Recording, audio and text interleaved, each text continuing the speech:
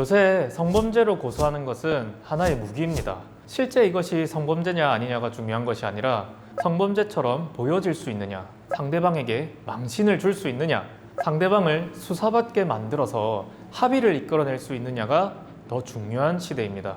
형사소송법의 대원칙인 무죄 추정의 원칙 역시 성범죄 앞에서는 무너진 지 오래입니다. 물증이 없어도 피해자의 눈물과 피해자의 진술만 있다면 상대방을 유죄로 만드는 것이 그리 어렵지는 않습니다.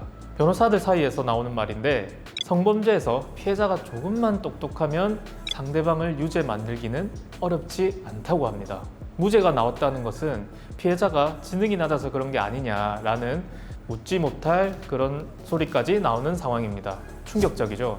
오늘은 억울하게 성범죄로 고소당하신 분들의 이야기를 들려드리면서 성범죄에 대해서 어떻게 대처하면 되는지를 알려드리도록 하겠습니다. 저는 정성원 변호사입니다. 땡땡땡님, 어제 일 매우 불쾌했으니 사과를 해주시길 원합니다 라는 카카오톡 메시지를 받아보신 적 있으십니까? 그렇다면 여러분은 성범죄로 고소당하기 하루 전이라고 생각하시면 됩니다. 이 문자는 피해자가 가해자에게 사과를 유도하는 것을 카카오톡으로 남기기 위한 작업입니다. 여기서 무슨 소리 하세요? 라고 노발대발하면 상대방은 당신은 잘못을 인정하지 못하는군요. 법으로 해결하겠습니다. 라고 고소를 할 가능성이 높습니다. 그렇다고 이거에 대고 기분이 나쁘셨으니 죄송합니다. 라고 하는 순간 죄를 인정하는 꼴이니 역시나 고소를 당할 수밖에 없습니다. 이래도 저래도 고소를 당하는 것이죠. 사실 여기서 제일 좋은 판단은 변호사를 선임하여 대신 카카오톡 답장을 해달라고 하는 것입니다. 이러한 문자가 왔을 때 혼자 대응하시다가 상대방에게 크게 말려서 그 대화 내용 자체가 증거로 삼아지는 경우를 너무 많이 봤습니다. 당장 변호사 비용이 아까우시다고요? 나중에 10배, 20배에 해당하는 큰 돈을 쓰시게 될 겁니다. 성범죄 고소가 난무하던 시대가 약 5년이 되었습니다. 여러분들이 아셔야 할 것은 모든 성관계는 성범죄 고소의 위험이 도사리고 있다는 것입니다. 양측에 충분한 신뢰가 없는 경우에는 성관계를 안 하는 것이 유일한 예방책이지만 이왕 한다면 사실은 녹음을 켜놓고 하는 것이 맞습니다. 요새 트렌드는 사실 양쪽 다 녹음을 하면서 성관계를 하는 거예요. 농담이 아닙니다. 양쪽 다 녹음을 하고 있기 때문에 관계 중에서도 치열한 머리 싸움이 있습니다. 만약 여성 쪽에서 조금이라도 하기 싫어하는 취지의 발언이 나온다면 그 즉시 남성은 관계를 스탑할 것입니다. 아무 말도 안 하는 것이 녹음이 되었다면 이는 나중에 남성에게 유리한 녹취가 되겠죠. 불법 녹음이 걱정되신다고요? 자기 방어를 위한 본인 대화 녹음은 불법은 아닙니다만 여러분들이 지금 불법인지 아닌지를 걱정할 그게 상황이 아니죠. 일단 살고 싶으면 녹음을 하십시오. 불법 녹음 해봤자 처벌은 크게 되지 않는데 성범죄의 경우에는 여러분의 인생이 넘어갑니다. 여러분이 부득이하게 고소를 당하셨다면 여러분은 이제 큰일 난 겁니다. 인생 최대의 위기가 왔다고 생각하고 정신 바짝 차리고 대응하시길 바랍니다. 고소를 당하셨다면 이때부터는 합의가 돼도 수사는 멈추지 않습니다. 경찰, 검사, 판사 단계로 수사 및 재판을 무조건 받게 될 겁니다. 고소를 당했다면 맨 처음에 경찰서에서 출석 요청이 올 것입니다. 그러면 반드시 변호사를 선임해서 가십시오. 초기 진술이 너무나도 중요합니다. 성범죄는 진술과 진술과의 싸움이니까요. 만약에 여러분이 성범죄로 수사를 받고 결국 검사에 기소를 당하셨다면 국민참여재판을 신청하세요. 국민참여재판 한 번씩 들어는 보셨을 거예요. 일반적으로 성범죄의 무죄 확률은 굉장히 낮습니다. 그런데 국민참여재판으로 진행된 성범죄 재판의 경우 무죄율이 월등히 높습니다.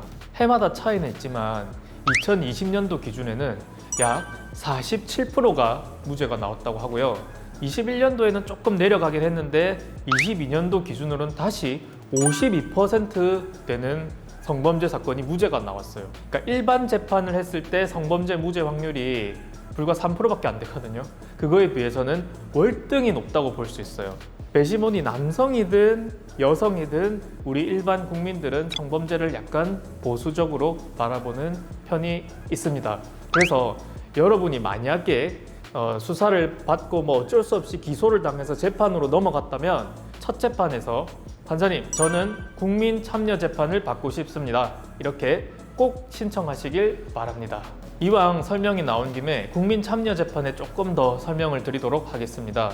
제가 2024년도에 사촌을 강간했다고 해서 기소된 피고인을 국민 참여 재판 통해서 무죄 주장했고 결국 무죄를 받은 사건이 있습니다. 피해자의 진술에 모순된 부분을 이끌어냈고 배심원 전원 일치 무죄, 재판부 무죄를 받아냈습니다.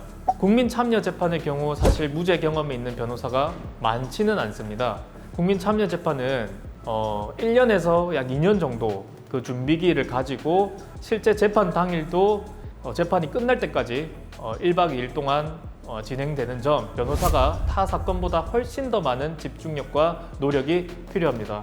그리고 대부분의 변호사들은 사실 글 쓰는 훈련은 잘 받는데 이 스피치 훈련은 따로 받지 않거든요. 그래서 이거 어디서 가르쳐주는 스피치 훈련도 아니고 스피치는 사실 어떻게 보면 조금 타고나야 돼요.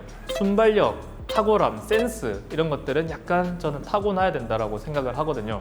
저는 개인적으로 사면보다는 이런 스피치의 영역에서 타고나지 않았나라고 제 개인적으로 조금 자부심을 가지고 있습니다.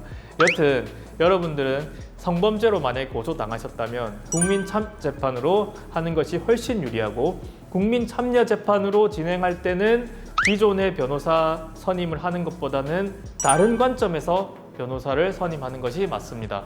여러분들이 알아보기 귀찮으시다면 저를 선임하시면 됩니다. 제가 말하는 건 굉장히 자신이 있어요. 국민 참여 재판이라면 제가 전국 어디 출장을 가서라도 제주도를 가서라도 제가 무죄를 받아내겠습니다. 자신 있습니다. 제가 몇 년 전에 실제 수행했던 사건인데 한 여성분이 월급 받은 날에 자 한번 놀아보자 라고 하면서 호스트바에 간 거예요. 호스트바 가서 남자 접객원이랑 놀았어요. 팁도 주고 성관계도 가졌습니다. 근데 그 여성이 자기를 강간했다고 남자 유흥 접객원을 고소한 적도 있어요. 자기 발로 호스트바 가서 돈도 주고 관계도 가졌는데 이 여성이 나중에 기분이 틀어졌는지 남자를 강간으로 고소했습니다. 그 남자 입장에선 상상이나 할 수 있었을까요? 그러니까 이 정도 사건도 방심을 하니까 고소를 당하는 거예요. 자, 이분도 이 유흥접객원분도 수사 초기에 저를 선임해서 CCTV 분석, 관련자 진술, 결제 내역 이런 것들 다 확보하고 결국 무죄를 받았고요. 이 사건 같은 경우에는 다행히도 잘 끝났지만 여러분들이 명심해야 할 것은 성범죄 고소 위험은 어디서나 도사리고 있다는 것입니다. 이상 형사 전문 정성원 변호사였습니다. 제 도움이 필요하시다면 언제든 여러분의 편이 되어 드릴 테니 연락 주시기 바랍니다. 오늘 영상이 도움이 되셨다면 구독과 좋아요 꼭 눌러주시기 바랍니다. 감사합니다.